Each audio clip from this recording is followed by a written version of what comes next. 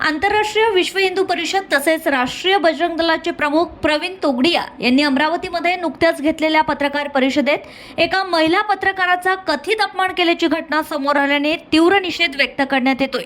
महाराष्ट्र राज्य मराठी पत्रकार संघ अमरावतीच्या वतीने जिल्हाधिकारी अमरावती यांना निवेदन देत संबंधित घटनेची तात्काळ दखल घेऊन योग्य ती कारवाई करण्याची मागणी करण्यात आली आहे। मराठी राज्य मराठी पत्रकार संघाचे विदर्भ प्रदेशाध्यक्ष नयन मुंडे यांच्या नेतृत्वाखाली दिलेल्या निवेदनात म्हटले आहे की पत्रकार परिषदेत महिला पत्रकाराच्या जातीविषयी आक्षेपार्ह वक्तव्य करून तिचा अपमान करण्यात आलाय। ही घटना अत्यंत निंदनीय असून पत्रकारितेच्या स्वातंत्र्यावर तसेच महिला सन्मानावर आघात करणारी आहे। लोकशाही व्यवस्थेत पत्रकारांना समाजाचा चौथा स्तंभ मानलं जातं। अशा परिस्थितीत पत्रकारांशी विशेषतः महिला पत्रकारांशी अपमानास्पद व भेदभावपूर्ण वर्तन करणं हे असह्य असून समाजात चुकीचा संदेश देणारा आहे, असं निवेदनात नमूद करण्यात आलंय।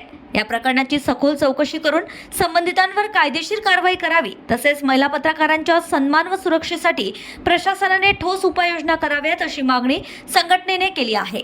भविष्यात अशा घटना घडू नयेत यासाठी कठोर मार्गदर्शक तत्त्वे जाहीर करण्याचीही विनंती करण्यात आली आहे। दरम्यान या घटनेमुळे पत्रकारांमध्ये संतापाची लाट उसळली असून लवकरात लवकर न्याय मिळावा अशी अपेक्षा व्यक्त केली जाते।